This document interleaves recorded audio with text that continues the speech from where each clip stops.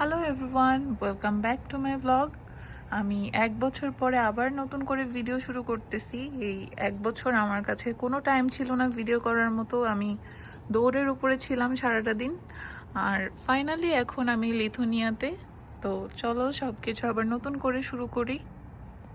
এটা ছিল প্রথম যেদিন আমি নতুন বাসায় উঠি সেদিনের একটা ভিডিও। ঘরটা একদম অগোছালো ছিল, আমি মাত্র লাগেজ ট্যাগেজ নিয়ে বাসায় উঠেছি।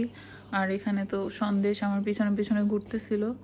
তো এই বাসাটাকে গোছাতে আমার একা একা অনেক কষ্ট হয়েছে। আর যেহেতু আমি একা এসেছি, আমার ক্লাস শুরু হয়ে গিয়েছিল, তো আমার জন্য এর চেয়ে বড় বাসার দরকারও ছিল না। আমার হাজব্যান্ড যখন আসবে ইনশাল্লাহ বড় বাসা নিব। তো যাই হোক, এই হচ্ছে আমার ছোট্ট একটা বাসা।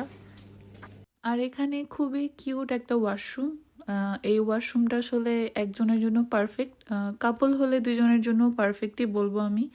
কারণ এখানে সুন্দর ওয়াশরুম বা দুইটা ওয়াশরুম পাওয়া আসলে ভাগ্যের ব্যাপার, পাওয়া যায় না বললেই চলে। তো এই হচ্ছে আমি রুমটা গোছানোর পরে যতটুকুই পেরেছি নিজের মতো করে গুছিয়ে নিয়েছি। তো যদি এরকম ভিডিওর মতো সব তাড়াতাড়ি হয়ে যেত তাহলে তো ভালোই হতো। এই রুম গোছাতে আমার প্রায় 2 মাসের মতো সময় লেগেছে। অল্প অল্প করে জিনিস কেনাকাটা করা, সব কিছু নিজের মতো গুছিয়ে নেওয়া। রুমটা ছোট হলেও আমার খুবই পছন্দের। আমার রুমটা, এই ছোট্ট একটা কিচেন আমার খুবই পছন্দের জায়গা। এখানে আমি আমার খুশি মতো যা খুশি বানিয়ে খেতে পারি। আর সবচেয়ে বড় জিনিস যেটা, আমার জানালা থেকে বাইরের ভিউটা খুবই সুন্দর।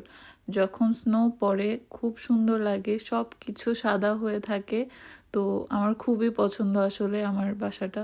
এখানে আমি আমার প্রয়োজনীয় বক্সগুলো রেখেছি যেগুলোর মধ্যে জিনিসপত্র আছে আমার। যেহেতু বাসায় জায়গা কম, তাই যখন যেটা লাগে বক্স থেকে বের করে নিয়ে আবার জায়গা মতো রেখে দিই। ফ্যামিলি থেকে যেহেতু অনেক দূরে থাকি এখন, আই হোপ আমার ফ্যামিলির মানুষজন এই ব্লগ দেখলে খুশি হবে। তো এই ছিল আমার লাইফের ছোট্ট একটু আপডেট। দেখা হবে নেক্সট ব্লগে। আল্লাহ হাফেজ।